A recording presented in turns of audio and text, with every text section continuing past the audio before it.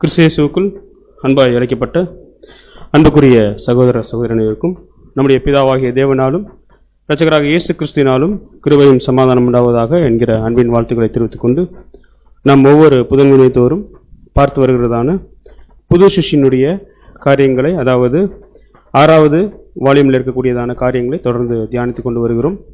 அதன் அடிப்படையிலும் கூட கடந்த வாரம் என்ன ஒரு விஷயம் பார்த்தோம் சொல்லி பார்க்கும் பொழுது, ஒரு அத்தியாயம் முடித்து 2வது அத்தியாயத்துக்குள்ளாக கடந்து சென்றோம். புது சிஷ்யனுடைய 2வது அத்தியாயம் பக்கம் 57 90 வரையிலான காரியங்களை நாம் தொடர்ச்சியாக தியானித்துக் கொண்டு வருகிறோம். அதில் நம்ம ஆரம்பிக்கும் போது எந்த ஒரு விஷயத்தில் ஆரம்பித்தோம்னா, கடந்த வாரம் அதாவது ஒரே ஒரு பாயிண்ட் மாத்திரம் பார்த்துருந்தோம். அந்த ஒரு பாயிண்ட் என்னன்னு சொல்லி பார்க்கும்போது, புது சிருஷ்டி மற்ற எல்லாவற்றிலும் இருந்து வேறுபட்டது, வித்தியாசப்பட்டது, அதாவது வித்தியாசம் இருக்கு, மற்ற எல்லா சிருஷ்டியை காட்டிலும் வித்தியாசம் உள்ளது அப்படிங்கிற அந்த ஒரு தலைப்பின் கீழாக அநேக காரியங்கள் பார்த்தோம். அதாவது புது சிருஷ்டிங்கிறது எதிலிருந்து வேறுபட்டது அல்லது வித்தியாசப்பட்டதுன்னு சொல்லி பார்க்கும் பொழுது, தேவன் படைத்த அனைத்து சிருஷ்டிப்பிலிருந்தும் என்ன பண்றதுன்னு சொல்லி பார்க்குறோம்னா வித்தியாசப்பட்டது, வேறுபட்டது அப்படிங்கிறத கூட நம்ம கடந்த வாரங்களில் ஆரம்பித்தோம். அப்போ தேவன் எங்கெங்கெல்லாம் அவருடைய சிருஷ்டியை படைத்தார்னு சொல்லி பார்க்கும்போது, வானத்திலையும் சரி பூமியிலையும் சரி தேவனுடைய அனைத்து சிருஷ்டிகளும் காணப்பட்டது. அதன் மத்தியிலும் கூட வேறுபட்ட ஒரு விஷயம் தான் எதுன்னு சொல்லி பார்க்குறோம்னா இந்த ஒரு புது சிருஷ்டி. அது மட்டுமல்ல, மற்ற எல்லா சிருஷ்டியும் உருவாக்க தேவன் அதனுடைய இடத்திலே என்ன பண்ணார்னா தெரிந்து கொண்டார். வானத்தில் உள்ளவைகளை சிருஷ்டிக்க வானத்தை தெரிந்து கொண்டார், பூமியில உள்ளவைகளை அதாவது சிருஷ்டிக்க பூமியில உள்ள காரியங்களை தெரிந்து கொண்டார் அப்படிங்கிறத நம்ம பார்த்தோம்.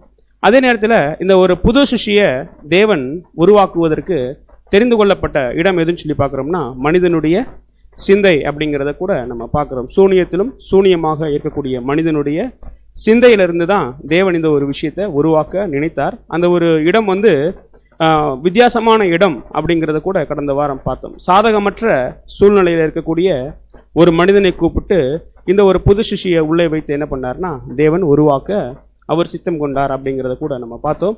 அப்போ மீண்டுமாக தொடர்ந்து நம்ம பார்க்கும் பொழுது என்ன ஒரு விஷயம் பார்த்தோம்னா, புது சிருஷ்டியை உருவாக்குவதற்கு தேவன் தெரிந்து கொண்ட பொருள் என்ன, மற்ற சிருஷ்டிகளை உருவாக்குவதற்கு தேவன் என்ன பண்ணார்னா தனிமங்களை தெரிந்து கொண்டார் அப்படிங்கிறத கூட நம்ம பார்த்தோம். அப்படின்னா புது சிருஷ்டியை தேவன் உருவாக்குவதற்காக தெரிந்து கொள்ளப்பட்ட பொருளும் கூட நம்ம என்ன பண்ண முடியாதுன்னா சொல்ல முடியாது. ஒரு பொருள் உயிரற்றது இல்லைங்களா? ஆனா அவர் தெரிந்து கொள்ளப்பட்ட அந்த ஒரு விஷயம் என்னன்னு சொல்லி பார்க்குறோம்னா, புது சிருஷ்டியை உருவாக்குவதற்கு அவருடைய வசனம். ஏன் மற்ற விஷயத்துல தெரிந்து கொள்ளாம, அதாவது உருவாக்குவதற்கு தேவன் அவருடைய புது சிருஷ்டியை உருவாக்குவதற்கு அவருடைய வசனத்தை எடுத்தார் சொல்லி பார்க்குறோம்னா, அதாவது வானமும் பூமியும் லிட்டரலா பார்த்தோம்னா தேவன் நினைத்தா என்ன பண்ணிடலாம்னா அழித்து விடலாம். ஆனா அதே நேரத்துல வசனத்தினுடைய ஒரு உறுப்பை ஆகிலும் தேவன் அளிப்பதற்கு என்ன பண்றது இல்லைன்னா சித்தம் கொள்வதில்லை அப்படிங்கிறத கூட பார்த்தோம். அது மட்டுமல்ல, அந்த வசனம் நம்ம பார்க்கும் பொழுது பேதுருவில் உள்ள வசனத்தை படித்தோம். அது இன்கரப்டபிள் சீடு அப்படிங்கிற ஒரு விஷயம். அது மட்டுமல்ல, திவ்ய சுபாவம்னு வரக்கூடிய இடத்திலும் கூட அந்த ஒரு வார்த்தை காணப்படுறதாக நம்ம என்ன பண்ணோம்னா பார்த்தோம். அப்போ புது சிருஷ்டியை உருவாக்க தேவன் தெரிந்து கொள்ளப்பட்ட அந்த ஒரு விஷயம் எதுன்னு சொல்லி பார்க்குறோம்னா அவருடைய வசனம் அப்படின்னு சொல்லி பார்த்தோம். அது மட்டுமல்ல, இந்த ஒரு புது சிருஷ்டி அப்படிங்கிற ஒருத்தருக்கு பின்னாடி அறிமுகப்படுத்தணும்னா இவங்க தான் ஈடுவழியை வாங்கி இந்த பூமியில கிறிஸ்து மாதிரி வாழ்ந்து வந்திருக்காங்க அப்படிங்கிறதுக்கு அறிமுகப்படுத்துவதற்கு ஒரு பேர் தேவை. அப்போ அவங்களுக்கு அறிமுகப்படுத்தும் போது அதை புது சிருஷ்டிங்கிற பேரை யார் தான் எழுதினார் சொல்லி பார்க்குறோம்னா தேவன் உருவாக்குனார், அதாவது எழுதினார் அப்படின்னு சொல்லி பார்க்குறோம். மற்றவர்களுடைய பேரெல்லாம் எங்கே வைக்கப்படுதுன்னு சொல்லி பார்க்குறோம்னா இந்த பூமியில வைக்கப்படுது அப்படிங்கிறத பார்த்தோம். ஒரு பொதுவாக ஒரு குழந்தையோ பிறக்குதுன்னா அந்த குழந்தைக்கு பேர் வைக்கும் பொழுது எவ்வளோ பெரிய சந்தோஷம் இருக்கு இல்லைங்களா? ஆனால் இந்த ஒரு புது சிருஷ்டிங்கிற ஒரு பேர் எழுதும் பொழுது, சகோதரர் எழுதும் பொழுது அவர் எப்படி எழுதியிருந்தார்னா, அந்த ஒரு மிகப்பெரிய ஒரு சந்தோஷத்துக்குள்ள யார் போயிருக்கணும் அப்படின்னு சொல்லி பார்க்குறோம்னா தேவன் போயிருக்கணும். இந்த ஒரு புது சிருஷ்டிங்கிற ஒரு பேரை நம்ம எந்த வசனத்தினுடைய அடிப்படையில் பார்த்தோம்னா எபிரேயர்ல இருக்கக்கூடியதான பரலோகத்தை பேர் எழுதியிருக்கக்கூடிய சர்வ சங்கமாகிய சபை அப்படிங்கிற ஒரு விஷயத்தின் அடிப்படையில் பார்த்தோம். பரலோகத்தில் எழுதியிருக்கப்பட்ட ஒரு பேர். அப்படி தேவன் ஒருவேளை ஏன் இந்த ஒரு புது சிருஷ்டியை உருவாக்குறார்? அவர் அநேக சிருஷ்டிகளை உருவாக்கிட்டு அதுல ஒரு சலிப்புற்று அல்லது ஒரு கவலையுற்று தேவன் என்ன பண்ணலைன்னா புது சிருஷ்டியை உருவாக்கல. காக்கா எப்பவுமே கருப்பாக இருக்கு அப்படிங்கிறதுக்காக ஒரு புது சிருஷ்டியை தெரிஞ்சு கொண்டாரா? அல்லது தேவதூர்கள் எப்பவுமே நான் சொல்றதை மாத்திரமே கேட்டுக்கிட்டு இருக்காங்க அப்படின்னு ஒரு சலிப்புற்று மற்ற எல்லா காரியங்களையும் படைத்து அதில் ஒரு சோர்வுற்று புது சிஷ்யை தேவன் என்ன பண்ணலைன்னா உருவாக்கவில்லை.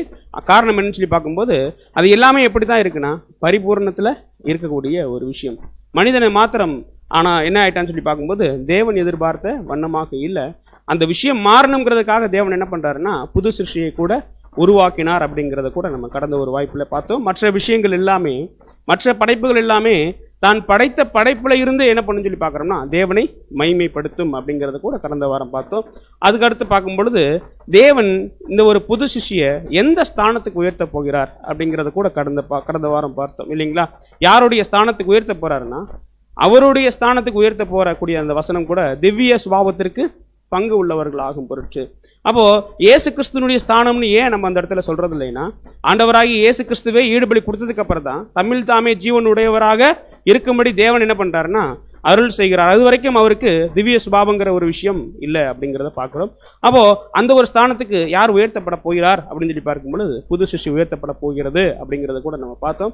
அதன் பின்பாக நம்ம என்ன பார்த்தோம்னா இவ்வளவு வித்தியாசமாக வேறுபட்ட புது சிஷ்டியை தேவன் உருவாக்கும் பொழுது அதற்கு கொடுக்கக்கூடிய சோதனை கூட எப்படி தான் இருக்கணும் அப்படிங்கிறத தேவன் விரும்புகிறாருன்னா வித்தியாசமாக இருக்கணும் அப்படிங்கிறத தேவன் விரும்பினார் அப்படிங்கிறத பார்த்தோம். அப்போ புது சிஷ்யனுடைய சோதனை எப்படி இருக்குன்னா அதாவது மற்ற சிஷ்யங்கள்லாம் பரிபூர்ணத்தில் படைக்கப்பட்டு பிற்பாடு சோதனை வந்தது. ஆனால் புது சிஷ்டி அப்படி அல்ல, பரிசோதிக்கப்பட்டு அதுக்கப்புறம் எங்கே போகுதுன்னு சொல்லி பார்க்குறோம்னா பூரண நிலைமைக்கு அல்லது பரிபூரணத்துக்குள்ள போகக்கூடியதை கூட பார்த்தோம். அதற்கு தான் தேவன் என்ன பண்றாருன்னா அதனுடைய சோதனை படைக்கப்பட்டு அதாவது அபூரணத்திலிருந்து அவங்க என்னவா மாறணும்னா பூரணமாக மாறுவதற்கு தேவையான சோதனைகளை வைத்தார். மற்ற சிஷ்யர்களுக்கு இருக்கக்கூடிய சோதனை வேறு, இவங்களுக்கு இருக்கக்கூடிய சோதனை வேறுங்கிறத கூட நம்ம பார்த்தோம். அதுக்கப்புறம் இந்த ஒரு புது சிஷ்யனுடைய வாய்ப்பை முதலாவது யாருக்கு கொடுக்கணும் என்று தேவன் விரும்பினார் அப்படின்னு சொல்லி பார்க்கும் பொழுது ஆண்டவராகிய இயேசு கிறிஸ்துக்கு.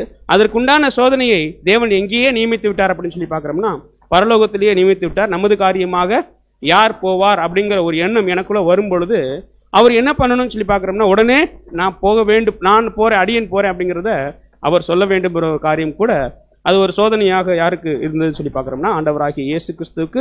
அதுலேயும் கூட அவர் என்ன பண்ணார் சொல்லி பார்த்தோம்னா வெற்றி பெற்றார் அப்படிங்கிறத கூட பார்த்தோம். அப்புறம் என்ன ஒரு விஷயம் கடந்த வாரம் நம்ம சொல்ல மறந்துட்டோம்னா இந்த ஒரு பாயிண்ட் பார்க்கும்போது ஒருவேளை இயேசு கிறிஸ்து தனக்கு ஒரு திவ்ய சுபாவத்துக்கு தேவன் உயர்த்த போவார் அப்படிங்கிற ஒரு விஷயத்தை நிர்ணயித்து கொண்டு நான் போகிறேன் என்று சொல்லியிருப்பாருன்னா நிச்சயமாக அல்ல. ஏன்னு சொல்லி பார்க்குறோம்னா பழைய ஏற்பாட்டில் நம்ம பார்க்கும் பொழுது ஃப்ரீ வில் ஆஃபரிங்க்கு யாரை ஒப்பிட்டு பார்க்குறோம்னா ஆண்டவராகிய இயேசு கிறிஸ்துவுக்கு. அதனுடைய அர்த்தம் என்னன்னு சொல்லி பார்க்குறோம்னா நான் போவேன், பலி செலுத்துவேன், அதற்கு கைமாற நீங்கள் எது கொடுத்தாலும் சரி கொடுக்கலினாலும் சரி நான் பலி என்ன பண்ணுவேன்னா உங்களுடைய உள்ளத்தின்படியே செலுத்துவேன் அப்படிங்கிற ஒரு விஷயம் கூட நம்ம என்ன பண்ணலாம்னா சேர்த்துக்கொள்ளலாம். ஸோ அதனை தொடர்ந்து நம்ம இப்போ என்ன பண்ண பாரும்னா நம்ம அந்த புது சிஷ்டி வாலியத்தில் இருக்கக்கூடிய 57ஆம் பக்கத்தில் தொடர்ந்து நம்ம படிச்சுக்கிட்டே வந்தோம்னா சகோதரர் எழுதின அந்த 2வது பாயிண்ட் என்ன பண்ணணும்னா தொடர்ச்சியாக நம்ம பார்க்க போகிறோம். மற்றவர்களிடமிருந்து தெரிந்து கொள்ளாமல் மனு குலத்திலிருந்து ஏன் ஒரு புது சிஷ்டி தெரிந்து கொள்ள வேண்டும்? தேவனுடைய எத்தனையோ படைப்புகள் இருக்கு இல்லைங்களா, எத்தனையோ படைப்புகள் இருக்கும் பொழுது புது சிஷ்டியை ஏன் மனு குலத்திலிருந்து தெரிந்து கொள்ளணும்? இன்னும் பார்க்கும் பொழுது நம்ம எல்லாம் எங்கிருந்து தான் வந்திருக்கோம்னா உலகத்திலிருந்து வந்திருக்கோம் இல்லைங்களா. அப்படி அழைப்பதற்கான நோக்கம் என்ன இல்லைங்களா, அது தெரியும் நமக்கு. அப்போ ஏன் தேவன் நம்ம தேவன் தெரிந்து கொண்டு இருக்கிறார் அப்படின்னு சொன்னோம்னா தேவனுடைய பிரதான நோக்கம் என்ன அப்படிங்கிறது தான் சகோதரர் என்ன பண்றாருன்னா அடுத்து எழுதுறாரு. அப்போ புது சிருஷ்டி மற்றவர்களிடமிருந்து தெரிந்து கொள்ளாமல் அப்படின்னா மற்றவர்களிடம் மற்ற எல்லா சிருஷ்டிப்பில இருந்தும் தெரிந்து கொள்ளாமல் இல்லைங்களா. ஒரு தேவதூதரை ஏன் தெரிந்து கொள்ளல? தேவன் நினைச்சிருந்தா என்ன பண்ணிருக்கலாம், தெரிந்து கொள்ளிருக்கலாம். ஆனா ஏன் மனுக்குள்ளத்திலிருந்து தெரிந்து கொள்கிறாருங்கிற காரியத்தை தான் இப்ப நான் பார்க்கிறோம். அதாவது 2 முக்கியமான அநேக நோக்கங்கள் இருந்தாலும் தேவனுடைய பார்வையில சகோதரர் எழுதும் பொழுது 2 பிரதானமான நோக்கம் இருக்கு. மற்றவர்களிடம் இருந்து தெரிந்து கொள்ளாமல், அதாவது மற்ற சிருஷ்டிகளிடம் இருந்து தெரிந்து கொள்ளாமல் மனுக்குலத்திலிருந்து தெரிந்து கொள்வதற்கு 2 முக்கியமான நோக்கம் இருக்கு. அது என்னன்னு சொல்லி பார்க்கும் பொழுது ஒரு புது சிருஷ்டியை வைத்து இன்னொரு புது சிருஷ்டியை என்ன பண்ணுவதுன்னா உருவாக்குது இல்லைங்களா. இப்போ நம்மளாம் புது சிருஷ்டி அப்படியாக தேவனால் எண்ணப்பட்டிருக்கோம், கரெக்டுங்களா? அப்படியாக தேவனால் என்ன பண்ணப்பட்டிருக்கோம்னா எண்ணப்பட்டிருக்கிறோம், நம்மளும் கூறிக்கொண்டு இருக்கிறோம். அப்போ நம்ம யார் மூலமா நம்ம வந்திருக்கோம்? இயேசு கிறிஸ்து மூலமாக இல்லைங்களா. அதே நேரத்தில் அப்படியே பின்னாடி போனோம்னா இந்த ரூட் எங்க போகும்னா நம்ம யார் மூலமா வந்தோம்னா அப்போஸ்தலர்கள் மூலமா. அப்போஸ்தலர்கள் யார் மூலமா வந்தாங்கன்னா இயேசு கிறிஸ்து மூலமாக. இன்னும் பார்க்கும்போது நம்மளாம் புது சிஷ்யனா, அப்போஸ்தலர்களும் புது சிஷ்டி. அந்த அப்போஸ்தலர்கள் எந்த ஒரு புது சிஷ்டியை பின்பற்றி வந்தாங்கன்னா ஆண்டவராகிய இயேசு கிறிஸ்துவ. அதுக்கு முன்பாக யாரையுமே பின்பற்றுவதற்கு உண்டான வாய்ப்பு இல்லை. அப்ப ஆண்டவராகிய இயேசு கிறிஸ்து யாரை உருவாக்குனார்னு சொல்லி பார்த்தோம்னா, உருவாக்குனது 12 பேராக இருந்தாலும் ஆனா அதுக்கு முன்னாடி அவர் எப்படி இருந்தாருன்னு சொல்லி பார்த்தோம்னா, அவருடைய மரணத்திலிருந்து அவர் முதல் புது சிஷ்டி இல்லைங்களா? அவரை வைத்து இன்னொரு புது சிஷ்டி என்ன ஆகுதுன்னா உருவாகுது. ஒருவேளை அது அப்போஸ்தலனாகிய பவுலா இருக்கலாம், பேதுருவா இருக்கலாம். இப்போ அதே வரிசையில் வந்திருக்கக்கூடிய நீங்களும் நம்மளுமா கூட என்ன பண்ணப்படுறோம். அப்போ புது சிருஷ்டிய தேவன் அந்த ஒரு காரியத்தை எப்பலிருந்து ஒரு புது சிருஷ்டி மற்ற ஒரு புது சிருஷ்டியை உருவாக்கக்கூடிய காலம் வந்துச்சுன்னா வாசிக்கலாம். வசனம் அப்போஸ்தலர் 1ஆம் அதிகாரம் 8வது வசனம். அப்போஸ்தலர் 1ஆம் அதிகாரம் 8ஆம் வசனம். பரிசுத்த ஆவி உங்களிடத்தில் வரும்போது நீங்கள் பெலன் அடைந்து எருசலேமிலும் யூதேயா முழுவதிலும் சமாரியாவிலும் பூமியின் கடைசி பரியந்தமும் எனக்கு சாட்சிகளாய் இருப்பீர்கள் என்றார். அப்போ இந்த காரியம் நமக்கு தெரியும். ஆண்டவராகிய இயேசு கிறிஸ்துவே அவருடைய அந்த முதல் புது சிருஷ்டிங்கிற ஒரு காரியத்தை எப்ப இருந்துதான் பெற்றுக்கொள்றாரு முழுமை அப்படின்னு சொல்லி பார்க்கிறோம்னா, ஞானஸ்தானத்திலா அல்லது இறப்பிலான்னு சொல்லி பார்க்கும்போது அவர் இறந்து ஜெயம் கொள்ளும் போதே புது சிருஷ்டி என்னவாக மாறுதுன்னு சொல்லி பார்த்தோம்னா முழுமை பெறுகிறது. அப்ப முதல் புது சிருஷ்டி ஆண்டவராகிய இயேசு கிறிஸ்து என்னைக்கு உயிர் தெழுகிறாரோ அப்ப என்ன ஆகுதுன்னு சொல்லி பார்க்கிறோம்னா முதல் புது சிருஷ்டி இல்லைங்களா? ஸோ அதுக்கப்புறம் ஆண்டவராகிய இயேசு கிறிஸ்து பரம் ஏறுவதற்கு முன்பாக தன்னுடைய சீஷர்களுக்கு என்ன பண்றாரு சொல்லி பார்க்கிறோம்னா பரிசுத்த ஆவி அந்த மேல் வீட்டாரில் கொடுக்கப்படுது. அதற்கு பின்பாக இவங்க என்ன பண்றாங்கன்னு சொல்லி பார்க்கணும்னா புது சிருஷ்டியாக அவங்க உருவாகி, அதாவது அதனுடைய தொடக்கம் உருவாகி 3000 பேர் 5000 பேர் இப்படியாக சபையில் என்ன பண்றாங்கன்னா புது சிருஷ்டிகள் வரக்கூடிய அந்த ஒரு விஷயம் உருவாகுது. அப்போ தேவன் மற்றவைகளிடமிருந்து தெரிந்து கொள்ளாமல் புது சிருஷ்டியை மனுக்குலத்திலிருந்து தெரிந்து கொள்வதற்கு முதல் நோக்கம் ஒரு புது சிருஷ்டி, அதுல அந்த ஒரு புது சிருஷ்டியிலிருந்து இன்னொரு புது சிருஷ்டி என்ன பண்ணணும்னா உருவாக்கணும். இப்ப நம்மளாம் வந்திருக்கோம் இல்லைங்களா? எப்படி வந்திருக்கோம்? ஒரு பேசிக் பாடம் கேட்டு இல்லைங்களா? அப்ப எடுத்தவர் யாரு? பேசவிலிருந்து வந்திருக்கோங்களா? இல்ல, அவர் ஒரு புது சிருஷ்டி. ஸோ அந்த அடிப்படையில் ஒன்றை வைத்து இன்னொன்று உருவாக்குவது எதுன்னு சொல்லி பார்க்குறோம்னா இந்த ஒரு முதல் நோக்கம் தேவனுடைய தெரிந்து கொள்ள மற்றவர்களிடம் தெரிந்து கொள்ளாமல் மனுக்குலத்திலிருந்து தெரிந்து கொள்வதற்கான முக்கியமான ஒரு நோக்கம். இன்னொரு நோக்கம் என்னன்னு சொல்லி பார்க்கும்போது 1000 வருட அரசாட்சியில ஆண்டவராகிய இயேசு கிறிஸ்துவோடு சேர்ந்து அந்த ஆளுகை அப்படிங்கிற ஒரு காரியம் நம்ம ஏற்கனவே படிச்சிருக்கோம் இல்லைங்களா? அப்போ அந்த ஒரு விஷயம் யார் மாத்திரம் செய்ய முடியும்னா, நம்ம ஏற்கனவே ஒரு கேள்வி கேட்டோம் இல்லைங்களா? ஏன் தேவதூர்கள் ஒருவேளை புது சிஷ்யாக தெரிந்து கொண்டு ஆண்டவராக இயேசு கிறிஸ்துவோட தேவன் வச்சுட்டாருன்னு வைங்க, முடியாத காரியம் ஒன்றும் இல்லை தேவனால இல்லைங்களா? அப்படி வச்சிருந்தாங்கன்னா இங்க பிராக்டிக்கலா ஒரு விஷயம் தவறும். அது என்னன்னு சொல்லி பார்த்தோம்னா, இப்ப பாருங்க, ஜெயம் கொள்றவங்க வசனம் தெரிஞ்சவங்க தான், ஜெயம் கொள்றவங்க தான் யாரும் சொல்லி பார்க்கறோம்னா புது சிஷ்டி. ஒருவேளை நம்ம இந்த ஒரு கேள்வியை நம்ம தியானிக்கிறதுக்காக எடுத்துக்கிட்டோம்னா, தேவதூதர்களை தேவன் ஏன் தெரிந்து கொண்டு மனுக்குலத்திலிருந்து புது சிஷ்டியை தெரிந்து கொள்ளாம தேவதூர்கள் மத்தியிலிருந்து தெரிந்து கொண்டு 1,44,000 தேவதூர்களை ஆண்டவராகி இயேசு கிறிஸ்துவோடு இணைத்து நீங்க 1000 வருட அரசாட்சியில் அரசாளுங்கன்னு சொல்றாருன்னு வைங்க, அது சொல்றக்கூடியதுக்கு அவருக்கு வல்லமை இருக்கா இல்லையா? இருக்கு. ஏன் அப்படி இல்லைன்னா இங்கதான் நம்ம முக்கியமான காரியம் கண்டுபிடிக்கிறோம். இப்ப பாத்தீங்கன்னா 1000 வருட அரசாட்சியில உயிர் திறந்து வரக்கூடியவங்க எல்லாருமே சரீரம் மாத்திரம் தான் அவங்களுக்கு என்னவா இருக்குன்னு சொல்லி பாக்குறோம்னா வித்தியாசமா இருக்கும். ஆனா அவருடைய சிந்தை பழைய சிந்தை இல்லைங்களா? பழைய சிந்தையை உடனே அடைக்கிற முடியுமா? ஒரே நாள் அடைக்கிற முடியுமா? நிச்சயமா முடியாது. இது ஒரு காரணம். ரெண்டாவது பார்க்கும் பொழுது இப்ப தேவதூர்கள் இப்ப அடக்குமுறைக்கு போறாங்க. அடக்குமுறை என்பது அந்த ஒரு ஆளுகைக்குள்ள போறாங்கன்னு வைங்க. ஒருவேளை தேவன் அந்த மாதிரி செட்டப்ல தெரிஞ்சு வச்சிருந்தாருன்னா ஆளுகைக்குள்ள போறாங்கன்னு வைங்களேன், அவங்களால அந்த அனுபவம் இல்லை. என்ன அனுபவம் இல்லைன்னா, இந்த பூமியில அவங்க என்ன பண்ணல, மனிதன் மாதிரி வாழல. அவங்களுக்கு தெரிஞ்சதுன்னா என்ன சொல்லுவாங்க, ஒரே நைட்ல அந்த மாதிரி காற்றுகளாக நெருப்புகளாக தேவன் சொல்லக்கூடிய எல்லா விஷயங்களும் என்ன பண்ணுவாங்கன்னா செய்வாங்க. ஆனா அனுபவங்கிற ஒரு விஷயத்துல அவங்களால என்ன பண்ண முடியாதுன்னா முடியாது. அதான் சகோதரர் எழுதும் பொழுது மனுக்குலத்திலிருந்து தெரிந்து கொள்றதுக்கு முக்கியமான பாயிண்ட் என்னன்னா, ஒருவேளை அவர் இப்ப புது சிருஷ்டி ஆயிட்டார், ஜெயம் கொண்டு புது சிருஷ்டி ஆயிட்டாருன்னா உயிர் திறந்து வரக்கூடிய ஜனங்கள் அந்த ஒரு ஆளுகைக்குள்ள, அதாவது என்ன சொல்லணும்னா தேவனுடைய சத்தியம் எதிர்பார்க்கிற வண்ணமாக அவங்க வராத போது அவங்க மேல இவங்களுக்கு என்ன வராதுன்னு தெரியுங்களா? கோபம் வராது. மாறாக என்ன வரும்னா அன்பு வரும். ஏன்னா ஒரு காலத்துல இந்த ஒரு புது சிருஷ்டி, அதாவது ஆளுகைப்படுத்தக்கூடிய புது சிருஷ்டியும் எதுல இருந்து வந்திருக்குன்னா அதே பலவீனத்துல இருந்து. கரெக்டா இல்லைங்களா? தூதர்கள் ஒருவேளை மனுக்குலத்து வந்தாங்கன்னா பலவீனத்துல அவங்க இருக்க முடியுமா? இல்ல. ஆனா தெரிந்து கொள்ளக்கூடிய மனிதர்கள் ஆல்ரெடி எதுல இருந்தாங்கன்னு சொல்லி பார்த்தோம்னா பலவீனத்துல இருந்தாங்க. இப்போ வேத வசனத்தின் மூலமா ஜெயம் கொண்டு இப்போ இயேசு கிறிஸ்துவோட இருக்காங்க. இப்போ 1000 வருட அரசாட்சியில் அவங்க ஆளுகை செய்யும் பொழுது ஜனங்கள் கீழ்ப்படியாம போனாலும் கூட அவங்களுக்கு என்ன பண்ணுவாங்கன்னா, ஓ இந்த நிலைமையை நம்ம ஏற்கனவே என்ன பண்ணியிருக்கோம், இருந்திருக்கோம், நம்மளும் என்ன பண்ணுவோம், வசனங்கள் அள்ளி என்ன பண்ணுவோம், சத்தியத்தை அவங்களுக்கு முன்பாக வைப்போம்னு சொல்லிட்டு அந்த மாதிரி பண்ணக்கூடிய ஒரு அனுபவம் யாரிடமிருந்து தெரிந்து கொண்டால் மட்டுமே முடியும் சொல்லி பார்த்தோம்னா மனுக்குலத்திலிருந்து தெரிந்து கொண்டால் மட்டுமே முடியும். புரியுதுங்களா இந்த ஒரு பாயிண்ட்? அப்ப ஏன் மனுக்குலத்திலிருந்து தெரிந்து கொள்ளணும்னா அந்த ஒரு அனுபவம் தேவதூர்களுக்கு இல்ல, மாறாக அதே விழுந்து போன ஆதாமினுடைய சந்ததியிலிருந்து வந்தவங்க தான் யாரை சொல்லி பார்க்குறோம்னா இந்த ஒரு புது சிருஷ்டி.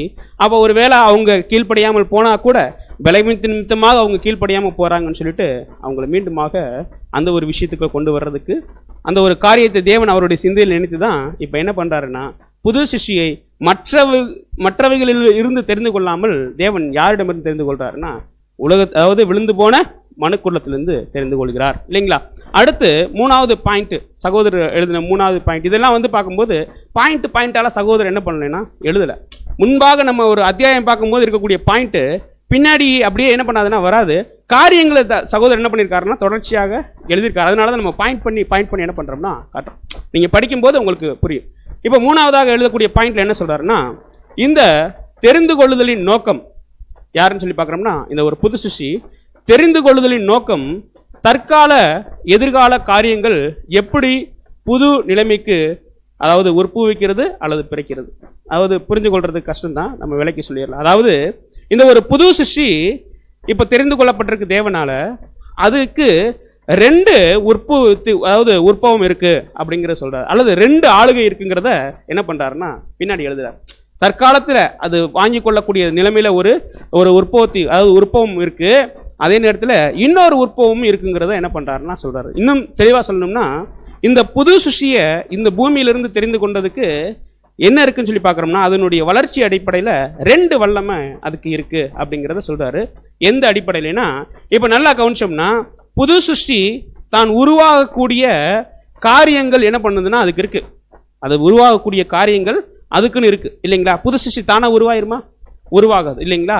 அதைத்தான் அந்த 3வது பாயிண்ட்ல சகோதரர் எப்படி எழுதுறாருன்னா ஒரு புது சிருஷ்டி உருவாகணும்னா அது சாதாரணமா மாமிசத்தினுடைய சித்தத்தினால என்ன பண்றது இல்லை, பிறக்கிறது இல்லை. மாறாக அது எப்படி பிறக்குதுன்னு சொல்லி பார்க்குறோம்னா பரிசுத்த ஆவியினால பிறக்குது. இது ஒரு உற்பவமா இல்லைங்களா, அதை உற்பவிக்கிறது உருவாகிறது இல்லைங்களா. அப்ப சொல்லிட்டு இந்த ஒரு விஷயம் எந்த யுகத்துல மாத்திரமே நடக்குதுன்னா சுவிசேஷ யுகம். அதுலேயும் வந்து பார்க்கும்போது எந்த கோட்டில் நடக்குதுன்னு சொல்லி பார்க்குறோம்னா எம் கோட்டில் இல்லைங்களா. ஆண்டவராகி இயேசு கிறிஸ்து ஒரு முதல் புது சிஷ்யா வரும் பொழுது பரிசுத்த ஆவியினால் அவர் என்ன பண்ணப்படுறாருன்னா உருவாக்கப்படுறார். அதனை தொடர்ந்து இந்த எம் கோடில் தான் இந்த சுவிசேஷ யுகத்தில் மட்டும்தான் என்ன பண்ணுதுன்னு சொல்லி பார்க்குறோம்னா பரிசுத்த ஆவியினால பிறத்தலுங்கிறது நடக்கிறது. இது ஒரு உற்பவம் இல்லைங்களா, அதாவது உருவாகக்கூடிய ஒரு விஷயம். இது வளரணும். இது வளர்ந்தா தான் எது உற்பத்தி ஆகும் சொல்லி பார்க்குறோம்னா 2வது உற்பவம். ஒரு புது சிருஷ்டிக்குள்ள 2 விஷயம் இருக்கு. ஒரு எப்படி புரிஞ்சுக்கிற மாதிரி சொல்லணும்னா இப்போ புது சிருஷ்டி இருக்காரு இல்லைங்களா, இவர் புது சிருஷ்டினா இவருடைய மாமிசம் புது சிருஷ்டியா அல்லது அவருக்குள்ள இருக்கக்கூடிய சிந்தை புது சிருஷ்டிங்களா? சிந்தை. அந்த சிந்தை எதனால உருவாகுதுன்னு சொல்லி பார்க்குறோம்னா பரிசுத்த ஆவியினால இல்லைங்களா. கரெக்டுங்களா. இது ஒரு உற்பவம், இது ஒரு முதல் நிலைன்னு வச்சுக்கலாம். இது அப்படியே தொடர்ந்து வளர்ந்து வளர்ந்து வளர்ந்து இதனுடைய வளர்ச்சிங்கிறது ஒன்று இருக்கும் இல்லைங்களா. அது எப்போதான் வெளிப்படும்னா அவருடைய இறப்புல. சரிங்களா. இன்னும் புரிஞ்சுக்கிற மாதிரி சொல்லணும்னா இப்போ இவர் இருக்கும் பொழுது இந்த சிந்தை கொடுக்கும் பொழுது இவர் புது சிருஷ்டியா இல்லைங்களா, புது சிருஷ்டி. ஆனா அதனுடைய முழுமை எங்க அடையுதுன்னா அவர் எப்போ உயிர் தெழுந்து கிறிஸ்துவோட போய் சேர்றாரோ. இது 2 உற்பவம். ஒன்று பரிசுத்த ஆவியில பிறப்பது, அதனுடைய தொடர்ச்சி நிலையில வளர்ந்து வளர்ந்து வளர்ந்து 2வது ஒரு ஸ்டேஜ் இருக்கு இல்லைங்களா, கிறிஸ்துவோடு போய் சேர்றது. அது வந்து பார்க்கும் பொழுதுதான் அந்த 2வது உற்பவம் இல்லைங்களா. இந்த 2 உற்பவத்துக்குள்ள இப்ப என்ன ஒரு விஷயம் நடக்கும்னா இன்னும் புரியுற மாதிரி சொல்லணும்னா இப்போ ஒருத்தர் டாக்டருக்கு படிக்கிறாருன்னு வைங்க, படிக்கிறதுக்கு முன்னாடி அவர் டாக்டர் ஆயிடுவாரா? ஆனா கீழே என்ன பண்ணுவாங்க, முன்னாடி எல்லாம் கோடு போடுவாங்க, இப்ப போடுறாங்களா என்னன்னு தெரியல இல்லைங்களா. மேலேயே கீழே என்ன பண்ணுவாங்கன்னா போடுறாங்க இல்லைங்களா. ஆனா அதுக்கு அர்த்தம் டாக்டரா? என்னைக்கு அவர் படிச்சு சர்டிபிகேட் வாங்குறாரோ அதே மாதிரி அதே புரிந்து கொள்ளுதல் தான். இப்போ இது வந்து புது சிருஷ்டியாக தேவனால் என்னப்பட்டிருக்கு, ஆனா முழுமை அடைஞ்சிருக்கா? இப்ப நம்ம மனசுக்குள்ள இருக்கக்கூடிய புது சிருஷ்டியாக என்னப்பட்டிருக்கு இல்லைங்களா. ஆனா இது முழுமை பெற்றிருக்கானா? முழுமை பெறல. எப்ப முழுமை பெறும்னா அதனுடைய உயிர் தெழுதல்ல எப்படி இயேசு கிறிஸ்துவுக்கு நடந்துச்சோ அதே மாதிரி நடக்கும் பொழுதுதான் அதனுடைய முழுமை வருது இல்லைங்களா? இப்ப ரெண்டு வல்லமை செயல்படுறதா சகோதரர் சொல்றாரு. எப்போ அப்படின்னா, இப்போ இந்த ஒரு மாம்சத்துக்குள்ள போகக்கூடிய இந்த ஒரு புது சிருஷ்டிக்கு ஒரு வல்லமை இருக்கு, உயிர் தெழுந்ததுக்கு அப்புறம் ஒரு வல்லமை இருக்கு. கரெக்டா இல்லைங்களா? இப்போ எப்படி இந்த வல்லமை இருக்கா இல்லையா அப்படின்னு பார்த்தோம்னா, இப்போ நம்மளுடைய மாம்சத்துக்குள்ள எது இருக்குன்னு சொல்லி பார்த்தோம்னா அந்த புது சிருஷ்டி. இந்த புது சிருஷ்டி என்ன பண்ணணும்னா, அதுக்கு கொடுக்கப்பட்ட வல்லமையில மாம்சத்தை என்ன பண்ணணும்? கொல்லணும். கொல்லணும் கூட முடிவில் என்ன பண்ணணும்னா கொல்லணும். ஆனா டெய்லி என்ன பண்ணணும்னா அடக்கணும். கரெக்டுங்களா இல்லைங்களா? கோவப்படும் போது நீ ஒரு புது சிருஷ்டி, நீ என்ன பண்ணக்கூடாது இல்லைங்களா? அந்த மாதிரி என்ன பண்ணணும்னா டெய்லி அதனுடைய புது சிருஷ்டிக்குன்னு ஒரு வல்லமை இருக்கு.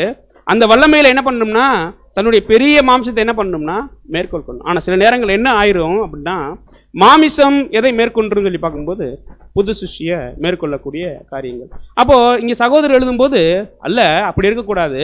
ஜெயம் கொள்றவங்க கண்டிப்பா என்ன பண்ணணும்னா மாமிசத்தை மேற்கொள் பண்ணணும். இப்ப இங்க ஒரு வல்லமை செயல்படுதுங்களா? கரெக்டா இல்லைங்களா? ஒரு உற்பவத்துல ஒரு வல்லமை என்ன பண்ணுதுன்னா செயல்படுது. அதாவது பரிசுத்த ஆவியில பிறந்து வளர வளர வளர மாமிசம் என்ன பண்ணிட்டோம்னா கீழோங்கி போய்கிட்டு இருக்கும், புது சிருஷ்டி மேலோங்கி போய்கிட்டு இருக்கும். இதே இது என்னவாக மாறும்னு சொல்லி பார்க்குறோம்னா, ஒருவேளை தேவனுடைய சித்தத்தினால, அதாவது தேவனுடைய சித்தத்தின்படி அவங்க வாழ்ந்து ஒருவேளை மரித்து இயேசு கிறிஸ்துவோடு போறாங்கன்னு வைங்க, அப்ப புது சிருஷ்டிங்கிற ஒரு முழுமை என்ன பண்ணிடுவாங்க? அடைஞ்சிருவாங்க. அப்ப அதனுடைய வல்லமை எப்படி இருக்கும்? இதை காட்டிலும் என்னவா இருக்குன்னு சொல்லி பார்க்குறோம்னா பலமா இருக்கும் இல்லைங்களா? அவங்களுக்கு உண்டான அறிவு இயேசு கிறிஸ்து மாதிரியே அவங்க என்ன பண்ணுவாங்கன்னா அந்த ஒரு விஷயம் எல்லாமே என்ன பண்ணும்னா காணப்படும். அது மட்டும் இல்ல, அவங்க ஒட்டுமொத்த உலக ஜனங்களையுமே அவங்களுடைய அந்த ஒரு அரவணைப்புக்குள்ள கொண்டு வர்றாங்கன்னா அவங்களுடைய வல்லமை எப்படியாக இருக்கும்னு சொல்லி பார்க்கும்போது மிக பெரிதாக இருக்கும். அப்ப ரெண்டு வல்லமை என்ன பண்ணுதுன்னு சொல்லி பார்த்தோம்னா, இந்த தற்கால தெரிந்து கொள்ளுதலுக்குள்ள இருக்கக்கூடிய ஒரு விஷயம் ஒண்ணு இப்ப இருக்கக்கூடிய வல்லமை இல்லைங்களா? இன்னொன்று இயேசு கிறிஸ்து ஓடு சேரும்போது கிடைக்கக்கூடிய அந்த புது சிஷ்யனுடைய வல்லமை. அதான் படிக்கிறோம், தெரிந்த வசனங்கள் தான் கடந்த வாரம் கூட படித்தோம். இந்த ஒரு விஷயத்த இப்போ எதில் வாங்கியிருக்கோம்னு சொல்லி பார்க்கணும்னா, இந்த ஒரு புது சிஷ்யனுடைய காரியத்தை மண்பாண்டத்தில் என்ன பண்ணியிருக்கோம்னா வாங்கியிருக்கோம். அது நாளடைவில் வளர்ந்து வளர்ந்து போகும்போது அதனுடைய வல்லமையே என்னவா இருக்குன்னு சொல்லி பார்க்கும்போது ரொம்ப வித்தியாசமாக இருக்கும், அல்லது ரொம்ப மேலோங்குனதாக இருக்குங்கிறத கூட சகோதரர் என்ன பண்ணிட்டாருன்னா எழுதிட்டு, இந்த ரெண்டு வல்லமைக்கும் ரெண்டு அடையாளங்களை எங்கிருந்து கோட் பண்றாருன்னா பழைய ஏற்பாட்டிலிருந்து, பழைய ஏற்பாட்டினுடைய நிழல்களை எடுத்து எதுக்கு வைக்கிறாருன்னா இந்த ரெண்டு வல்லமைக்கு வைக்கிறார். ஒன்று என்னன்னு சொல்லி பார்க்குறோம்னா, ஒரு வல்லமை எதுன்னு சொல்லி பார்க்குறோம்னா ஆரோனுடைய ஆசாரியத்துவம். எந்த வல்லமை? இந்த பூமியில இருக்கும்போது வாங்குறாங்க இல்லைங்களா, பரிசுத்த ஆவினால பிறப்புகளை வர்றாங்க பார்த்தீங்களா, அது எதுக்கு அடையாளமா இருக்குன்னு சொல்லி பார்க்கும்போது ஆரோனுடைய ஆசாரியத்துவம். உண்மையா இல்லைங்களா? நம்மளாம் எந்த ஒரு ஆசாரியத்துவத்துக்குள்ள வந்திருக்கோம் அப்படின்னு சொல்லி பார்க்கும்போது ஆரோனுடைய ஆசாரியத்துவம் இல்லைங்களா? அதே நேரத்தில் அது வல்லமை கொண்டு, அதாவது இயேசு கிறிஸ்துவோடு சேர்ந்து வல்லமை கொண்டு முழு புது சிஷ்டியாக மாறும் பொழுது அது எதுக்கு அடையாளமாக சகோதரர் சொல்றாருன்னா மெல்கி சேதேக்கினுடைய என்ன சொல்றாருங்க முறைமை அப்படிங்கிறார். இதுல எது பெருசு? ஆரோனுடைய ஆசாரியத்துவம் பெருசா, அல்லது கடந்த வாய்ப்புகள் கூட நம்ம என்ன பண்ணோம்னா சகோதரர் மூலமாக பார்த்தோம் மெல்கி சேதேக்கினுடைய அந்த ஒரு முறைமை. ஏன்னு சொல்லி பார்க்குறோம்னா, அந்த ஆரோனே யாருடைய கீழே வராருன்னு சொல்லி பார்க்குறோம்னா மெல்கி சேதேக்கு. எந்த அடிப்படையில்னு சொல்லி பார்க்குறோம்னா, ஆபிரகாம் அவருடைய அறையில யார் இருந்தாருன்னா ஆரோனுடைய வம்சம் இருந்துச்சு. ஆபிரகாமே என்ன பண்ணாருன்னு சொல்லி பார்க்கும்போது தசம பாகம் கொடுத்து ஆசீர்வாதத்தை வாங்கினதுனால, அப்போ ரெண்டு வல்லமைக்கு ரெண்டு அடையாளங்களை சகோதரர் என்ன பண்றாருன்னா மேற்கோள் காட்டுறாரு. இந்த புது சிருஷ்டி இந்த பூமியில் இருக்கும் பொழுது அந்த வல்லமை ஆரோனுடைய ஆசாரித்துவமா இருக்கும். அதே நேரத்தில் உயிர் தெழுந்து இயேசு கிறிஸ்துவோடு சேர்ந்துருச்சுன்னா அது மெல்கி சேதேக்கு அந்த ஒரு முறைமைக்குள்ள போயிடும். இந்த வசனங்கள் எல்லாம் நீங்க நோட் பண்ணி வச்சுக்கலாம். நம்ம ஏன் வாசிக்கலைன்னா நமக்கு இந்த ஒரு நேரங்கள் பத்தாது அப்படிங்கிறதுனால தான் அதனுடைய சாராம்சத்தை மாத்திரம் சொல்றோம். சரிங்களா? அதனால நீங்க நோட் பண்ணி வச்சுக்கலாம். அடுத்து சகோதரர் அடுத்து என்ன பாயிண்ட் எழுதுறாருன்னு சொல்லி பார்க்குறோம்னா, இவ்வளவு பெரிய மகத்துவமான காரியங்கள் இப்போ யாருக்கு கொடுத்துக்கிட்டு இருக்காரு? புது சிருஷ்டி கொடுத்துட்டு இருக்காரு இல்லைங்களா? இப்படி ஒருத்தர் முதல்ல வராருன்னு வைங்க, ஒரு இப்போ நம்மளும் அப்படித்தான் சில நேரங்களில் வந்து பயந்துப்போம். என்ன நம்பி இவ்வளோ காரியம் இருக்கா, நான் இப்படி ஆக போறேன்னா, தேவன் இந்த ஒரு புது சிருஷ்டிக்குள்ள இவ்வளோ காரியங்களை வச்சிருக்காரா அப்படின்னு பார்க்கும்போது நமக்கே என்ன ஒரு சில நேரங்களில் பயம் வருதா இல்லைங்களா? கண்டிப்பாக பயம் வரும் இல்லைங்களா? அப்போ சகோதரர் அடுத்து என்ன அப்படியே எழுதுறாருன்னா தொடர்ந்து கண்டிப்பாக இந்த காரியங்களை எல்லாம் நிதானிக்கும் பொழுது புது சிருஷ்டிக்கு ஃபர்ஸ்ட் என்ன வர்றதுக்கு வாய்ப்பு இருக்குன்னா பயம் வர்றதுக்கு வாய்ப்பு இருக்கு. அதை எங்க எழுதுறாருன்னா 74ஆம் பக்கம் அல்லது அதை தொடர்ந்து 75ஆம் பக்கம். இதை மட்டும் படிங்க சிஸ்டர். அடுத்தபடியாக எல்லா சிருஷ்டிகளிலும் உன்னதமான நிலைக்கு அவர்களை சிருஷ்டிகர் அழைத்திருக்கிறார். ம் அந்த அளவிற்கு அவர்கள் மேல் அவர் வைத்திருந்த அளவற்ற அக்கறையையும் அன்பையும் பற்றி அவர்கள் யோசிக்கும் போதே ம் தன்னால் சிருஷ்டிக்கப்பட்ட தாழ்மையான மனதுடைய மனுக்குலம் விசுவாசத்தில் தடுமாறக்கூடும் என்று பாத்தீங்கன்னா இப்ப என்ன நினைச்சோம்னா இதுக்குள்ள ஒரு தாழ்மையான ஒரு குணம் செயல்படும். தாழ்மையான குணம்னா தாழ்மைங்கிறது வேற, இன்பிரியா சொல்லுவாங்க இல்லைங்களா, அந்த ஒரு விஷயம் அதுக்குள்ள என்ன பண்ணணும், தன்னைத்தானே ஒன்று தாழ்த்துறது, என்னால் முடியுமா அப்படிங்கிற மாதிரி போகும் இல்லைங்களா. அந்த குணம் என்ன பண்ணும்னா வரும். இது எப்படி என்னால் ஆகும்? பொதுவாக நல்லா கவனிச்சோம்னா நம்ம பேசிக் சப்ஜெக்ட்லாம் படிக்கும்பொழுது வானத்து நட்சத்திரமா, நம்மளை வைத்து இவ்வளோ செய்ய போறாரா, அந்த அடிக்க போகிற கல் நம்மளா அப்படின்னு கேட்டோம். நமக்கு என்ன வரும்னா பயம் வந்து சில நேரம் சகோதரர்கிட்ட கேட்போம். சகோதரர்கள் பாடம் எடுக்கும்போது சொல்லக்கூடிய காரியம் என்னன்னா, நீங்கள் உங்களை நம்புறீங்களா, தேவன் நம்புறீங்களா இல்லைங்களா? அப்போ பார்க்கும்பொழுது வரும் அந்த ஒரு சந்தேகம். யாருக்கு வரும்னா இந்த ஒரு புது சிஷ்டிக்கு கண்டிப்பாக வரும். அப்படி வரும்பொழுது இப்போ என்ன வரணும் அப்படின்னு சொல்லி பார்க்குறோம்னா பயத்தை போக்கணும் இல்லையா? தேவன் பயத்தை போக்கணும். கண்டிப்பாக இது மனிதனுடைய ஒரு சுபாவத்தில் இருக்கக்கூடிய ஒரு விஷயம். அந்த இப்போ திடீர்னு ஒரு ஏழையை கூப்பிட்டு ஒரு 50 லட்ச ரூபா கொடுத்தாச்சுன்னா அவருக்கு என்ன வரும்? இதை உங்கள் வீட்டில் வச்சுக்கோங்க அப்படின்னா புரிந்து கொள்வதற்காக சொல்கிறேன். என்ன வரும் அவருக்கு? அதிர்ச்சி வரும் இல்லைங்களா? அதிர்ச்சி கலந்த ஒரு பயம் வரும் இல்லைங்களா? அந்த மாதிரி யாருக்கு வர்றதுக்கு வாய்ப்பு இருக்குன்னா இந்த புது சிஷ்டிக்கு வர்றதுக்கு வாய்ப்பு. அப்போது இவ பார்க்கணும்னா அந்த புது சிஷ்டி என்ன எண்ணம்னா, நான் ஒரு ஆள் தனி ஆள் எப்படி நான் இது பண்ணுவேன் அப்படிங்கிற ஒரு விஷயம் வரும்போது தேவன் அதை உணர்ந்து என்ன பண்ணுறாராம், உங்கள் அந்த புது சிஷ்டினுடைய பயத்தை போக்குறதுக்கு அதுக்கு ஏற்றார் போல ஒரு உறவை கொடுக்குறாராம். எப்படின்னா இப்போ ரோட்டில் ஒருத்தர் தனியாக போயிட்டு இருக்காரு, இருட்டுக்குள்ளே போகணும், அவருக்கு பயம். ஆனால் கூட அவருடைய ஃப்ரெண்டு ஒருத்தர் வந்தாருன்னா தைரியமாக என்ன பண்ணிடுவாருங்க. அப்போ ஒரு உறவு முறையை கொடுத்தா என்ன வரும்னு சொல்லி பார்க்குறோம்னா பயம் போகுங்கிறது தான் தேவன் என்ன பண்ணுறாருன்னா அதை அறிந்து ஒரு உறவு முறையை இந்த ஒரு புது சிஷ்டிக்கு ஏற்படுத்துறாராம். கீழே உள்ளதில் படிங்க சிஸ்டர். அவர் உண்மையுள்ளவர் என்பதை குறித்தும் அவருடைய பரம அழைப்பு உண்மையானது என்பதை குறித்ததான நம்முடைய ஒவ்வொரு கேள்வியையும் சந்தேகத்தையும் பயத்தையும் அறவே இளைப்பார பண்ணுவது போல இந்த விஷயம் மறுபடியும் மறுபடியுமாக வித்தியாசமான வழிமுறைகளில் வழங்கப்பட்டுள்ளதை நாம் காண்கிறோம். சோ இந்த ஒரு பயத்தை போக்குறதுக்கு வித்தியாசமான முறையில் தேவன் என்ன பண்றாராம், கையாளுறாராம். அதுதான் என்னன்னு சொல்லி பார்க்கும்போது ஒரு உறவு முறை கொடுத்தா இது பயப்படாதுல்ல. தனியா போற ஒருத்தருக்கு தான் பயம் வரும், கூடவே சேர்ந்து போகக்கூடிய ஒருத்தரை கொடுத்தா பயம் வராதுன்னு சொல்லிட்டு தான் இப்ப என்ன பண்றாராம். அதைத்தான் என்ன பண்றாருன்னா அடுத்த பாயிண்ட்ல சகோதரர் என்ன எழுதுறாருன்னா, அதன் எல்லா அங்கத்தினருக்கும் இடையே மற்றும் அவர்களது தலையும் தலைவரும் மணவாளனோடு உள்ள நெருங்கிய உறவு ஏற்படுத்தியாச்சுன்னா அவங்களுக்கு பயப்படுறதுக்கு உண்டான வாய்ப்பே இல்லை. கூட ஒருத்தர் போயாச்சுன்னா அவருக்கு வந்து பயம் என்ன பண்ணாதுன்னா வராது இல்லைங்களா? அதுக்கு தான் தேவன் என்ன பண்றாருன்னு சொல்லி பார்த்தோம்னா, இப்போ நீங்க வந்து ஒரு தனி ஆள் கிடையாது, உங்களை நான் என்ன பண்றேன்னா ஒரு உறவு முறைகளை கொண்டு போறேன்னு சொல்லிட்டு பைபிள்ல அநேக இடங்கள்ல உறவு முறை சம்பந்தப்படுத்தி தேவன் என்ன பண்ணியிருக்காருன்னா அடையாளங்களையும் சில விஷயங்களையும் என்ன பண்றாருன்னா வச்சிருக்காரு. ஏன் இந்த ஒரு புது சிஷ்டிக்கு என்ன வந்துடக்கூடாது, பயம் வந்துடக்கூடாது. அதுல ஒரு இதுதான் எதுன்னு சொல்லி பார்க்குறோம்னா ஒரு உறவு முறை தான் இந்த ஒரு பிரமிடு. நமக்கு ஒரு ஆச்சரியம் இருக்கலாம், இந்த ஒரு பிரமிடுக்குள்ள என்ன ஒரு உறவு முறை இருக்கும் இல்லைங்களா? ஆனா நல்லா கவனிக்கும் போது நம்ம அநேக பாடங்கள்ல படிச்சதுதான் இந்த ஒரு பிரமிடு எப்படி கட்டப்பட்டு வருது அப்படின்னு சொல்லி பார்த்தோம்னா மேலே எது இருக்குன்னு சொல்லி பார்க்குறோம்னா மூளைக்கல் இல்லைங்களா? அந்த கல்லுடைய பேஸில் தான் என்ன பண்ணப்பட்டிருக்குன்னா அப்படியே கட்டு இல்லைங்களா? இப்போ இந்த கல்லுக்கு இடையில இருக்கக்கூடிய கல்லுக்கு வந்து ஐயோ நான் தனியாக நினைக்கிறேங்கிற வாய்ப்பு வருமா, பயம் வருமா? நிச்சயமா வராது. ஏன்னா நான் இறுக்கி என்ன பண்ணப்பட்டிருக்கேன், அப்படியே என்ன பண்ணப்பட்டிருக்கேன்னா அப்போ இது கூட ஒரு உறவு முறைங்கிறத கூட ஒரு வசனத்தின் அடிப்படையில் சொல்றாரு. படிக்கலாம் சிஸ்டர் வசனம்.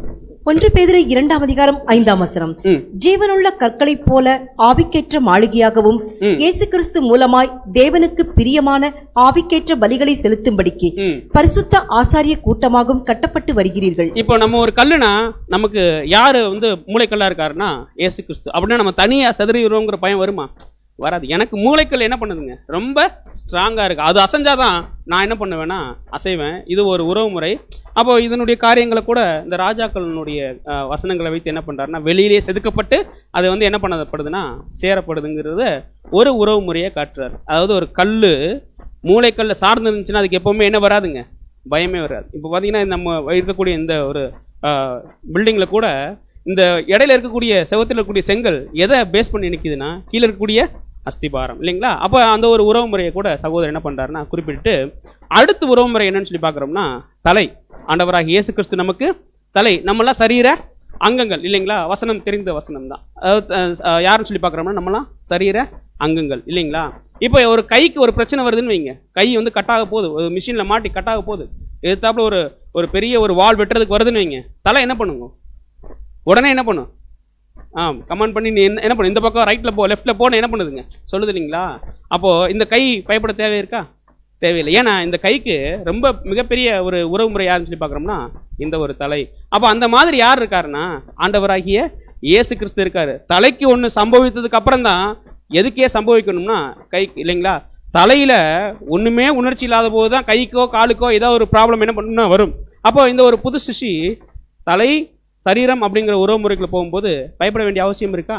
நிச்சயமா இல்லை. உங்களுக்கு யார் இருக்காங்கன்னா தலை இருக்காங்க அப்படிங்கிறத கூட 1 கொரிந்தியர் 12ஆம் அதிகாரத்தில் இருக்கக்கூடிய வசனம் மற்றும் ரோமர்ல 12ஆம் அதிகாரத்தில் 4-5 வசனங்களை கூட சகோதரர் என்ன பண்ணியிருக்காங்கன்னா கோட் பண்ணியிருக்காங்க.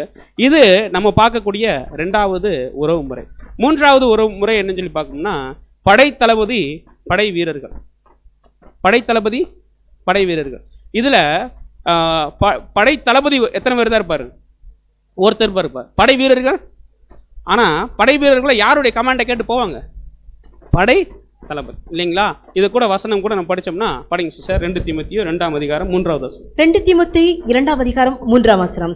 நீயும் இயேசு கிறிஸ்துவுக்கு நல்ல போர் சேவகனாய் தீங்கு அனுபவி.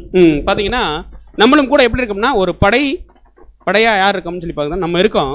படை தளபதியா யார் இருக்காருன்னு சொல்லி பார்க்கும்போது நம்முடைய ஆண்டவராகிய இயேசு கிறிஸ்து இருக்கார்.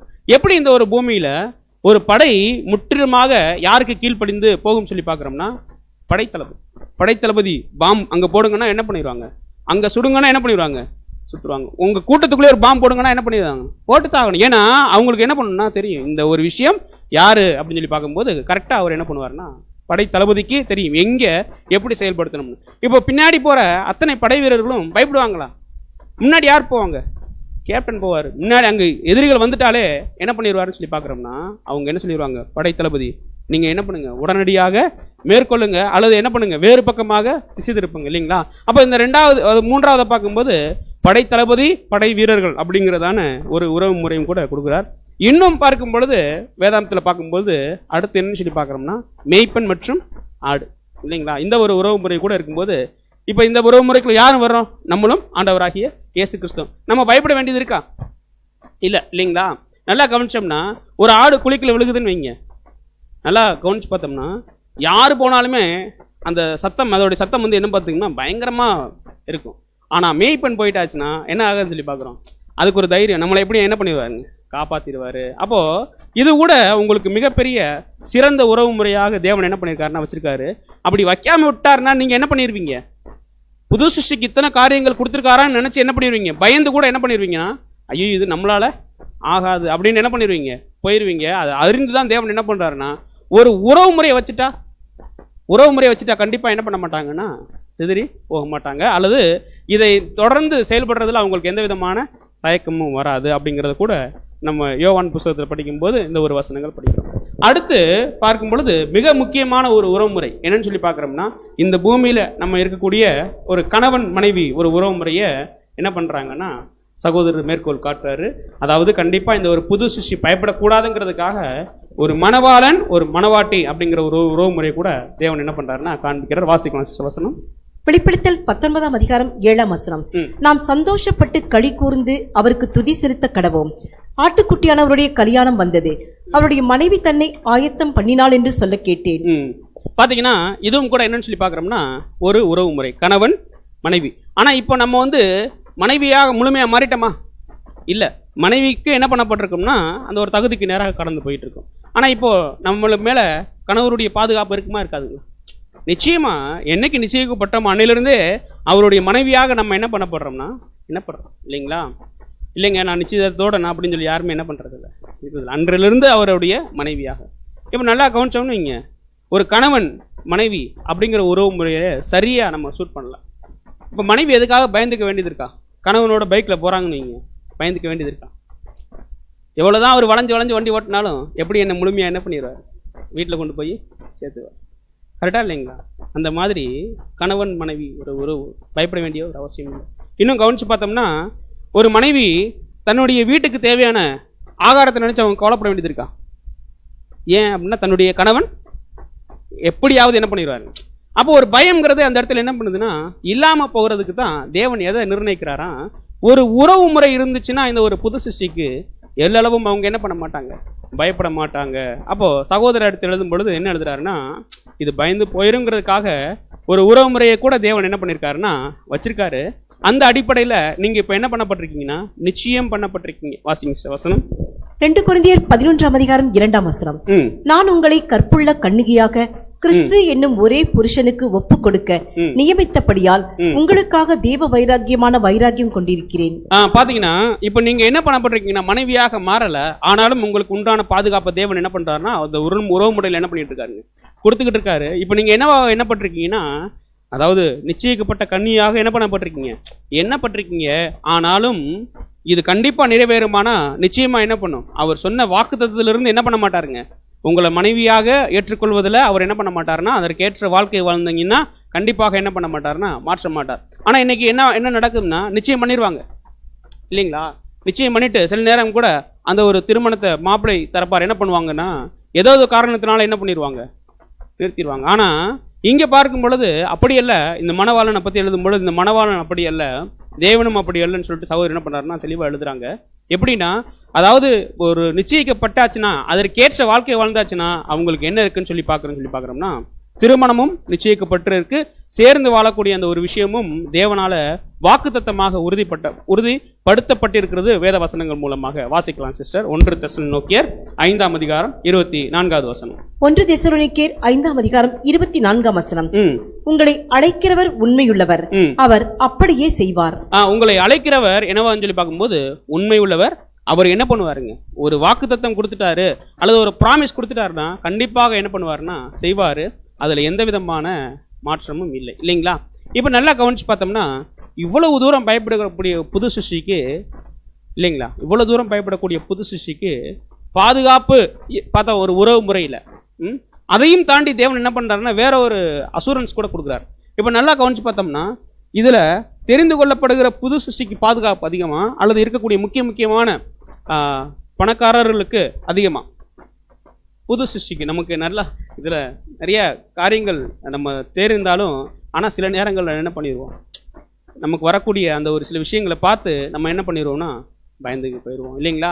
ஆனா நல்லா கவனிச்சோம்னா பாதுகாப்பு இதுல அதிகமா யாருக்கு அப்படின்னு சொல்லி பாக்குறோம்னா புது சிருஷ்டிக்கு தான். அப்போ சகோதரர்கள் அதாவது எழுதும் பொழுது கூட நல்லா தெளிவா எழுதுறாரு. எப்படி அப்படின்னு சொல்லி பார்க்கும்போது ஒரு வருடத்திற்கு அதாவது நிச்சயிக்கப்பட்டு ஒரு வருடத்துல என்ன ஆயிரும்னா கல்யாணம் திருமணம் இந்த பூமியில் நிறைவேறிடும்.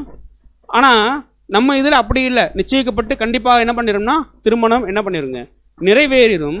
ஆனா அதை தவறும் பொழுது என்ன ஒரு விஷயம் சம்பவிக்கும்னா அந்த மனைவியாக போகக்கூடிய அந்த குணலட்சணத்தை தவறும் பட்சத்துல அவங்களுக்கு என்ன நேரும் அப்படிங்கிறத கூட சகோதரர் என்ன பண்ணியிருக்காருன்னா எழுதியிருக்காரு. அதை எங்கே படிக்கலாம்னா இங்கே படிங்க சிஸ்டர், கீழே 2வது இதில் மேலேயே வரும் நினைக்கிறேன், மன்னிச்சு மேலேயே படிச்சு மேலே ஃபர்ஸ்ட்ல இருந்து படிச்சிருங்க சிஸ்டர். வருடத்திற்கு தள்ளி போடுவது வழக்கமானதாக இருந்தாலும் அந்த ஒப்பந்தம் மாற்ற முடியாததாகிறது. அதுபோலவே பரலோக மணவாளனாகிய ஆண்டவருக்கும் அவரோடு உடன்படிக்கை அல்லது ஒப்பந்தம் செய்து கொண்டவர்களுக்கும் இடையேயுள்ள ஒப்பந்தம் மாற்ற முடியாததாகிறது.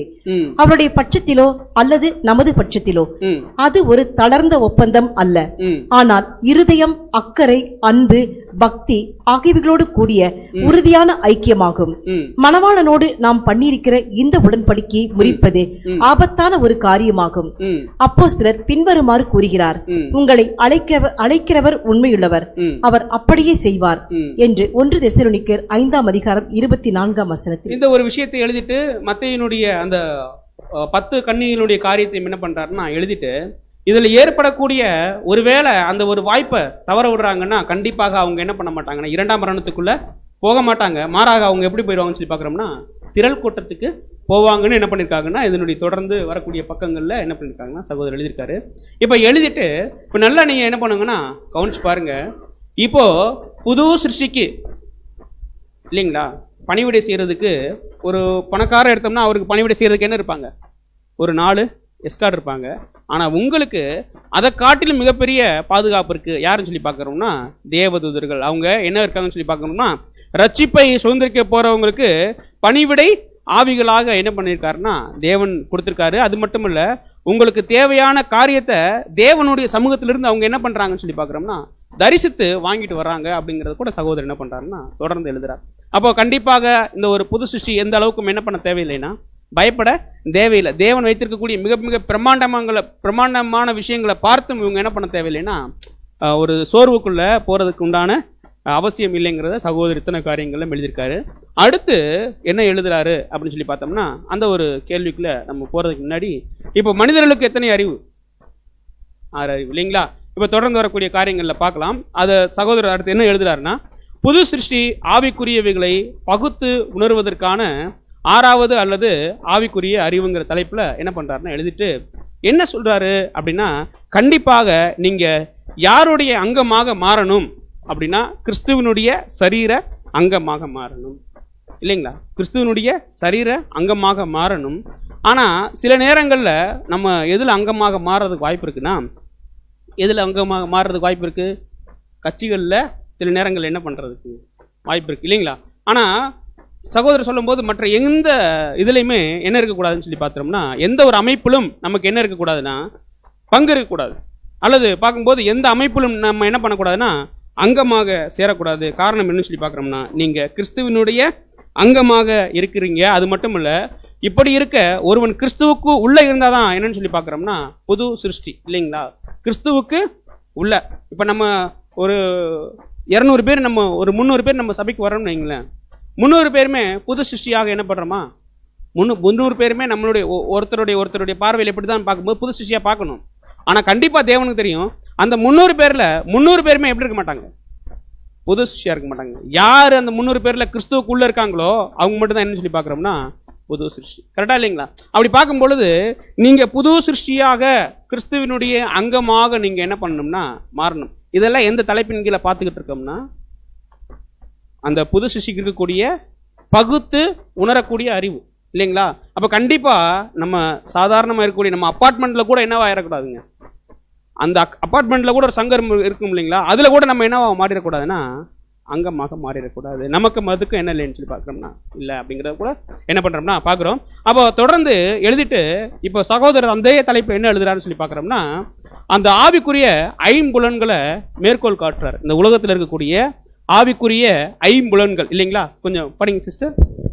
ஆவிக்குரிய ஐம்புலன் பக்கம் 83 மற்றும் 84 பக்கம். மனுக்குலம் தன்னுடைய காரியங்களை ஐம்புலன்களான பார்த்தல், கேட்டல், தொடுதல், முகர்தல், ருசி பார்த்தல் போன்றவற்றை வைத்து தீர்மானிக்கப்படுகிறது. இவைகள் எல்லாவற்றையும் புது சிருஷ்டியானது புதிதாக்கப்பட்ட மனதை மண் பாண்டத்தில் வைத்திருக்கும் காலம் வரை தாராளமாக உபயோகிக்கலாம். அவங்க உபயோகிக்கிற மாதிரி நீங்களும் என்ன பண்ணலாம்னா உபயோகிக்கலாம். அதுக்கு அடுத்து பார்த்தோம்னா ஆனால் மனித அவயவங்களால் பார்க்க முடியாத, உணர முடியாத, ருசி பார்க்க முடியாத, செவியினால் கேட்க முடியாத, முகர்ந்து பார்க்க முடியாத ஆவிக்குரிய காரியங்களை கண்டுபிடிப்பதற்கு புதிய சிருஷ்டிக்கு ஐம்புலன்கள் மாத்திரம் போதாது, மற்ற புலன்களும் தேவைப்படுகிறது. பாத்தீங்கன்னா மற்ற புலன்களும் என்ன பண்ணப்படுதுன்னா தேவைப்படுகிறது அப்படின்னு சொல்லிட்டு இப்பதான் சகோதரர் என்ன சொல்றாருன்னா நம்ம ஏற்கனவே நம்ம என்ன கேட்டோம்? மனிதர்களுக்கு எத்தனை அறிவுன்னு கேட்டோம்? 6 அறிவு இல்லைங்களா? தொடர்ந்து படிங்க சிஸ்டர். இந்த புலன்களை கர்த்தர் பரிசுத்த ஆவி மூலமாக நமக்கு அளித்திருக்கிறார். இது பற்றி அப்போஸ்தலர் கூறுகிறதாவது ஜென்ம சுபாவமான மனுஷனோ தேவனுடைய ஆவிக்குரியவர்களை ஏற்றுக்கொள்ளான். ஜென்ம சுபாவமான மனிதர் இந்த ஒட்டுமொத்த உலகத்தில் இருக்கவங்க எல்லாம் என்ன இருக்குன்னு சொல்லி பார்க்கறோம்னா புது சிருஷ்டி கிடையாது. ஜென்ம சுபாவமான மனிதர்கள் அவங்களுக்கு எவ்வளவுதான் அறிவு இருக்குன்னு சொல்லி பார்த்தோம்னா பார்த்தல், கேட்டல், ருசித்தல் இந்த ஒரு 5 தான் இருக்கு அப்படின்னு சொல்லிட்டு தொடர்ந்து படிங்க சிஸ்டர். அவைகள் ஆவிக்கேற்ற பிரகாரமாய் ஆராய்ந்து நிதானிக்கப்படுகிறவைகள் ஆனதால் அவைகளை அறியவும் மாட்டான். யார் அறிய மாட்டாங்கன்னா இந்த பூமியில இருக்கக்கூடிய மனிதர்கள் என்ன பண்ண மாட்டாங்க? தேவனுடைய காரியங்கள் ஆராயறதுக்கு அவங்களால என்ன பண்ணாதுன்னா முடியாது. தேவன் தம்மில் அன்பு கூறுகிறவர்களுக்கு ஆயத்தம் பண்ணினவைகளை கண் காணவும் இல்லை, காது கேட்கவும் இல்லை, அவைகள் மனுஷனுடைய இருதயத்தில் தோன்றவும் இல்லை. வேறு எந்த புலனினாலோ வல்லமையினாலோ புலப்பாடினாலோ அல்ல, நமக்கோ புதிய சிருஷ்டிக்கு தேவன் அவைகளை தமது ஆவியினாலே வெளிப்படுத்தினார். அப்ப என்ன சொல்ல வர்றாருன்னா மனிதனுக்கு கொடுக்க இருக்கக்கூடிய அந்த ஐம்புலன்கள்னால அவங்களால என்ன பண்ண முடியாதுன்னா தேவ ரகசியங்கள் என்ன பண்ண முடியாதுங்க, அறிஞ்சு கொள்ள முடியாது. ஏன்னா அவன் எப்படி இருக்கான்னா ஜென்ம சுபாவமான மனிதனா இருக்கான்.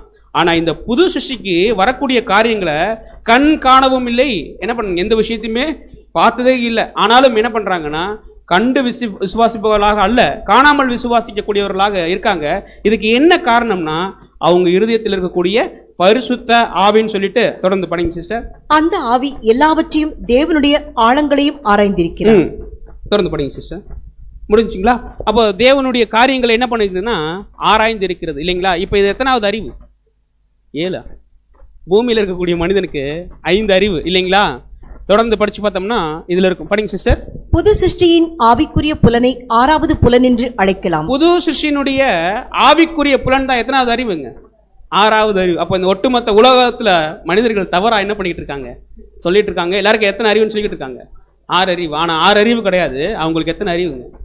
ஆனா புது சிருஷ்டிக்கு எத்தனாவது அறிவுன்னு சொல்லி பாக்குறோம்னா 6 அறிவு இருக்கு இல்லைங்களா? ஏன்னா அவங்க தான் என்ன பண்றாங்கன்னா ஆவிக்குரியவைகளை என்ன பண்றாங்க? நிதானிக்கிறாங்க. தொடர்ந்து படிங்க சிஸ்டர். இல்லை என்றால் அவர்களுடைய மாம்சத்துக்குரிய புலன்களுக்கு ஒத்தாற்போல் மேலும் 5 புலன்கள் உள்ளவர்களாக ஒரு முழு வரிசையான ஆவிக்குரிய புலன்கள் உள்ளவர்களாக கருதப்படலாம். அப்போ அடுத்து பார்க்கும் பொழுது நம்ம ஒரு விஷயத்தை கண்டுபிடிக்கிற சகோதரர் எழுதக்கூடிய விஷயத்துல என்னன்னு சொல்லி பார்த்தோம்னா ஒட்டுமொத்த உலகத்துக்கும் இருக்கக்கூடிய அறிவு எத்தனை சொல்லி பார்க்கிறோம்னா 5. ஆனா புது சிருஷ்டிக்கு மாத்திரம் தான் தேவன் என்ன கொடுக்குறாருன்னா 6வது அறிவு. நம்ம நிதானிக்கிற மாதிரி அல்லது தேவனுடைய நம்மன்கிறத காட்டிலும் சரியா சொல்லணும்னா தேவனுடைய பிள்ளை நிதானிக்கிற மாதிரி இந்த பூமியில உள்ள ஒவ்வொரு மனிதன் நிதானிக்க முடியுமா? நிச்சயமாக முடியாது இல்லைங்களா? இந்த பூமியில என்னென்ன சம்பவிக்குதுங்கிறத கூட யார் மட்டும்தான் நிதானிக்க முடியும்னா புது சிருஷ்டி மாத்திரம் தான் என்ன பண்ண முடியும்னா நிதானிக்க முடியும். அப்படிங்கறத கூட சகோதரர் என்ன பண்றாருன்னா அடுத்து என்ன எழுதுறாருன்னா இப்படி எழுதுறாரு. பூமிக்கு இருக்கும்போது பூமியில இருக்கும் பொழுது இந்த புது சிருஷ்டி பகுத்தறிவுல என்ன பண்ணணும்னா தான் எல்லா விஷயங்களும் அறிந்து எந்த ஒரு விஷயத்திலும் என்னவாக மாறக்கூடாதுங்க, அங்கமாக மாறாம கிறிஸ்துவினுடைய சரீர அங்கமாக மாறுவதற்காகத்தான் எது கொடுக்கப்பட்டிருக்குன்னா இந்த 6வது அறிவு என்ன பண்ணப்படுதுங்க அவங்களுக்கு கொடுக்கப்படுகிறது அப்படிங்கிறத கூட நம்ம பார்க்கிறோம். அப்படி இப்போ இந்த மாதிரி ஒருவர் 6வது அறிவுல அல்லது ஆவிக்குரிய விஷயத்துல நாளுக்கு நாள் வளரும் பொழுது தேவன் எப்படி பார்ப்பார்? தேவன் எப்படி பார்ப்பார்? இப்போ ஒரு புது சிஷ்யம் இருக்காங்க, நாளுக்கு நாள் வளர்றாங்க, அதை தேவன் பார்க்கும்போது என்னவா இருக்கும்? அவருக்கு ரொம்ப சலிப்பு இருக்குமா? ரொம்ப சந்தோஷப்படுவார். அதை சகோதரர் எழுதும்போது நிச்சயமாக இப்படி நடக்கும்போது தேவன் அதிக சந்தோஷம் கொள்வார் மற்ற படைப்புகளை காட்டிலும். அப்படின்னா நட்சத்திரம் கூட தான் என்ன பண்ணுதுங்க வளைஞ்சு என்ன பண்ணுது போகுது, மின்னி போகுது இல்லைங்களா? சூரியன் அதனுடைய பாதையில் அப்படியே என்ன பண்ணுதுங்க போயிட்டு அப்படியே வருது. இதெல்லாம் பார்த்து தேவனுக்கு என்ன வர்றது இல்லைங்க, சந்தோஷம் வர்றதில்ல.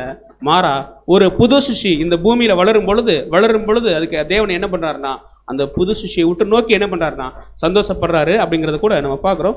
இதை கூட படிச்சிருங்க, வசனம் படிச்சிருக்கு. யோவான் 15ஆம் அதிகாரம் 2ஆம் வசனம். எண்ணில் கனி கொடாதிருக்கிற கொடி எதுவோ அதை அவர் அறுத்து போடுகிறார், கனி கொடுக்கிற கொடி எதுவோ அது அதிக கனிகளை கொடுக்கும்படி அதை சுத்தம் பண்ணுகிறார். சுத்தம் பண்ணுகிறார். இன்னும் என்ன பண்ணணும்னா பரிசுத்தமாகிறவர்கள் என்ன பண்ணட்டும், இன்னும் பரிசுத்தமாகட்டும். தேவன் அந்த அடையக்கூடிய சந்தோஷம் யார் மூலமாக இருக்குன்னு சொல்லி பார்க்கிறோம்னா இந்த ஒரு புது சிருஷ்டி மூலமாக. காரணம் என்னன்னு சொல்லி பார்க்கிறோம்னா நிறைய வசனங்களை நம்ம நிதானிக்கிறோம். எப்படின்னு பார்க்கும்போது உணர்வுள்ளவன் ஒருவன் உண்டோ என்று தேவன் என்ன பண்றாருங்க தேடுறதை பார்க்குறோம். அதே நேரத்தில் ஒரு புது சிருஷ்டி வளரும் பொழுது தேவன் அடையக்கூடிய சந்தோஷமும் எப்படி இருக்குன்னு சொல்லி பார்க்குறோம்னா அதிகமாக இருக்கு.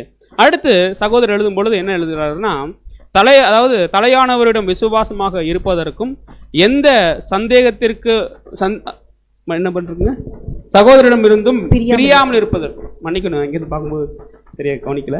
அதாவது தலையானவரிடம் விசுவாசமாக இருப்பதற்கு இந்த புது சிருஷ்டி தெரிந்து கொள்ளப்படுது. அது மட்டுமல்ல எந்த சகோதரனிடம் என்ன பண்ணக்கூடாதுங்களா அது பிரியாமல் இருப்பதற்காக அது என்ன பண்ணுதுன்னா அதுக்கு ஒரு நாமத்தின் மூலமாக தேவன் என்ன பண்றாருன்னா அழைக்கப்படுறதுக்கு முன் வரார். அப்போ இந்த ஒரு காரியத்தை எப்படி புரிஞ்சுக்கலாம்னா இப்போ ஒருத்தர் புது சிருஷ்டியா வளர்ந்துகிட்டே வராருன்னா தேவன் சந்தோஷப்படுறாருன்னா அதுக்கு ஒரு அடையாளம் இருக்குமா இல்லைங்களா? அந்த மனித புது சிருஷ்டினுடைய வாழ்க்கையில தேவன் சந்தோஷப்படுறாரு ஒரு புது சிருஷ்டினுடைய வளர்ச்சியில. அப்போ அந்த புது சிருஷ்டி பூமியில வளரும் பொழுது அதுக்கு இந்த பூமியிலேயே ஒரு அடையாளம் காணப்படும். எப்படி காணப்படும்னா அவங்க என்ன பண்ணுவாங்கன்னா கனிகளை கொடுப்பாங்க வாழும் பொழுது இல்லைங்களா? இறந்து மரித்ததுக்கு அப்புறம் கனிகள் அல்ல, வாழும் போதே என்ன பண்ணுவாங்கன்னா அதுதான் முன்னாடி உள்ள வசனங்கள்ல படித்தோம். அதாவது மிகுந்த கனிகளை அவங்க என்ன பண்ணுவாங்கன்னா கொடுப்பாங்க. எந்த மாதிரி கனிகள்னா கலாத்தியர்ல இருக்கிறது மாதிரியான கனிகளை என்ன பண்ணுவாங்கன்னா கொடுப்பாங்க. அதாவது கனி கொடுத்தல்ல அவங்கள்ட்ட என்ன இருக்குன்னு சொல்லி பார்க்குறோம்னா அடையாளம் காணப்படும். அப்போ என்ன அடையாளம் காணப்படும் அப்படின்னு சொல்லி பார்க்குறோம்னா முதல்ல அன்பு அவங்கள்ட்ட என்ன பண்ணும்னா இருக்கும். எல்லா சகோதர சகோதரி மத்தியிலும் என்ன இருக்கும்னா அன்பு இருக்கும். அடுத்து என்ன அடையாளம் காணப்படும்னா தேவனுடைய சித்தத்தில் அவங்க என்ன பண்ணுவாங்க அதிகமாக ஈடுபடுவாங்க. ஒரு ஊழிய காரியமாகட்டும் எல்லா காரியமாகட்டும் அது அவங்களுடைய ஈடுபாடு எப்படி இருக்குன்னு சொல்லி பார்த்தோம்னா தேவனுடைய சித்தம் செய்யறதுல அதிக ஈடுபாடு என்ன பண்ணும்னா அவங்களுக்கு இருக்கும். இது ரொம்ப முக்கியமான ஒரு அடையாளமாக என்ன பண்ணப்படுதுன்னா சகோதரர் அந்த இடத்துல எழுதுறாரு. அதாவது தேவன் மத்தியில தேவன் சந்தோஷப்படும் போது இவங்க இந்த பூமிக்குரிய வாழ்க்கையில இவங்க சில அடையாளங்களை காட்டுவாங்க. அதுல பிரதானம் என்னன்னு சொல்லி பார்க்கும்போது அன்பு. இன்னொன்று என்னன்னு சொல்லி பார்க்குறோம்னா தேவனுடைய சித்தத்துல ஈடுபடுவது. இப்ப பாத்தீங்கன்னா அன்பு இல்லைன்னா யார் மேல விசுவாசம் வைக்க முடியாது. முதல்ல இயேசு கிறிஸ்து மேல என்ன பண்ண முடியாதுங்க? விசுவாசம் வைக்க முடியாது. நமக்காக அவர் ஜீவனை கொடுத்தாருங்கிற விசுவாசம் வைக்க முடியுமா? வைக்கவே முடியாது இல்லைங்களா? அதுக்கு என்ன தேவைன்னா அன்பு தேவை இல்லைங்களா? அதான் தலையானவரிடம் விசுவாசமாக இருப்பதற்கு. அடுத்து பார்த்தோம்னா அன்பு இல்லாம ஒரு சகோதரனை என்ன பண்ண முடியாதுங்க?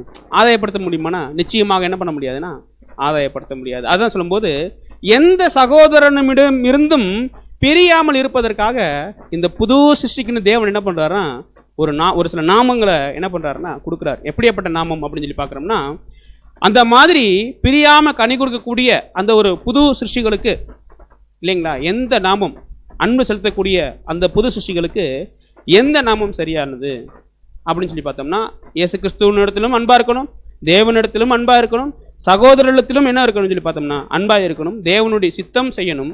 அப்படி செய்யறவங்களுக்கு அப்படி செய்யக்கூடிய அந்த ஒரு புது சிருஷ்டி எந்த நாமத்தினால அழைக்கப்பட வேண்டும் அப்படின்னு சொல்லி பார்த்தோம்னா மணவாளனுடைய நாமம் இல்லைங்களா? இப்ப மணவாளனுடைய நாமம் என்னன்னு சொல்லி பார்க்கிறோம்னா கிறிஸ்து ஒருத்தரா? அதுக்குள்ள என்ன இருக்குன்னு சொல்லி பார்க்கிறோம். மிகப்பெரிய ஒற்றுமை அன்பு இருக்கு இல்லைங்களா? அதை பிரிக்க முடியுமா? பிரிக்க முடியாது. கிறிஸ்து அப்படின்னு சொல்லி பார்க்கும்போது அவர் தலை சரீரம் எல்லாம் சேர்ந்ததுதான் என்னன்னு சொல்லி பார்க்கும்போது அதுதான் மணவாளனுடைய நாமம் எப்படி இருக்குன்னு சொல்லி பார்த்தோம்னா அந்த மாதிரி ஒரு உறவுக்குள்ள வர்றாங்க இல்லைங்களா? அவங்க தான் எப்படியாக மாறுவாங்கன்னா கிறிஸ்துவாக என்ன பண்ணுவாங்க? மாறுவாங்க. அப்புறம் இன்னும் சொல்லி பார்க்கும்போது எக்லீசியா. யாருக்கு? இந்த ஒரு புது சிருஷ்டிக்கு என்ன கொடுக்கலாம்னா எக்லீசியாங்கிறது என்ன பார்க்குறோம்னா பிரிந்து சேர்ந்த சகோதரர்கள் இருக்கிற இடம் பேர் தான் என்ன சொல்லி பார்க்குறோம்னா எக்லீசியா அப்படிங்கிறத கூட பார்க்குறோம். இதில் கூட என்ன இருக்குன்னு சொல்லி பார்த்தோம்னா ஒரு ஒற்றுமை கூட பார்க்குறோம். அப்போ அந்த ஒரு நாமம் யாருக்கு பொருந்தும்னா இந்த ஒரு புது சிருஷ்டிக்கு என்ன பண்ணும்?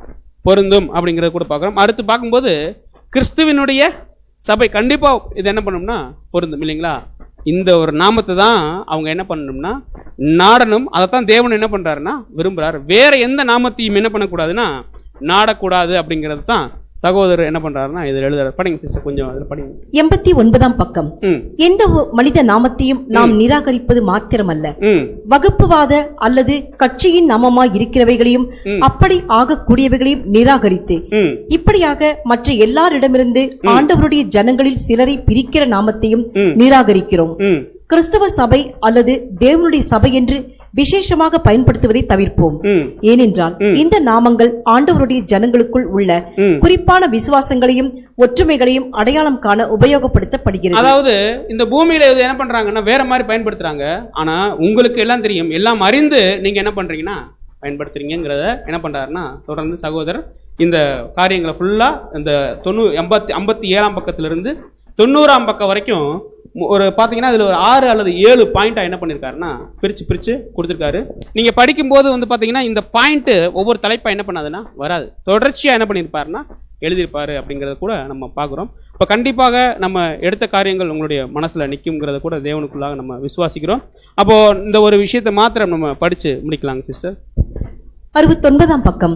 புது சிருஷ்டியை புரிந்து கொள்வது மூலமாக மட்டுமே தெய்வீக திட்டத்தின் அழகையும் பொருத்தங்களையும் தெளிவாக காண முடியும். அதன் அங்கத்தினர்களாக இருக்கக்கூடியவர்கள் மாம்சீக தன்மையிலிருந்து வித்தியாசமாக வேறுபட்டு இருக்க வேண்டும் என்று தேவனால் அழைக்கப்பட்டிருக்கிறார்கள். அவர்களுக்கென ஒரு பரம அழைப்பு அல்லது உன்னத அழைப்பு இருக்கிறது. மேலும் தங்கள் சொந்த அழைப்பையும் தெரிந்து கொள்ளுதலையும் நிச்சயப்படுத்துவதோடு தாங்கள் தெரிந்து கொள்ளப்படுவதற்காக விட்டு வந்த அந்த மனுக்குலத்திற்கு செய்ய வேண்டிய 2 விதமான வேலைகள் உண்டு. இதுக்கு மேல உள்ள மாத்திரம் நம்ம கொஞ்சம் மீண்டுமாக நம்ம பாடம் இந்த ஒரு புது சிருஷ்டி பாடம் ஆரம்பிக்கும் போது 2வது அத்தியாயம் ஆரம்பிக்கும் போது இந்த ஒரு ஸ்லைட போட்டிருந்தோம். மீண்டுமாக என்னன்னு சொல்லி போடுறோம் அப்படின்னு பார்க்கும்போது புது சிருஷ்டியை புரிந்து கொள்வதன் மூலமாக மட்டுமே அவங்க என்ன பண்ண முடியும்னா தெய்வீக திட்டத்தை என்ன பண்ண முடியுங்க புரிந்து கொள்ள முடியும் இல்லைங்களா? அப்போ புது சிருஷ்டியை பத்தி என்ன காரியம் இருக்குன்னு நமக்கு புரியலைன்னு வைங்க, கண்டிப்பாக எது புரியாதுன்னா தெய்வீக திட்டம் புரியாது. தெய்வீக திட்டம் தெரியாத ஒருத்தர் எப்படி பரலோக வாய்ப்புக்குள்ள போவார் அப்படிங்கிறத கூட நம்ம என்ன பண்ணணும்னா மனதில் வைத்துக்கொண்டு தாழ்மையான வேண்டுகோள். நம்ம நிறைய பாயிண்ட்டுகளை கவர் பண்ண முடியலைனாலும் கூட நீங்க அந்த ஒரு வாய்ப்பை வீட்டில் பயன்படுத்தி படித்துக் கொள்ளும்படியாகவும் கூட கேட்டுக்கொள்கிறோம். பொறுமையாய் கேட்ட உங்கள் அனைவரையும் தேவன் தாமே ஆசீர்வதிப்பாராக. இதோட 2வது அத்தியாயம் முடிவு பெறுகிறது. வரக்கூடிய காலங்களில் 3வது அத்தியாயத்திலிருந்து ஆரம்பிப்பாங்க.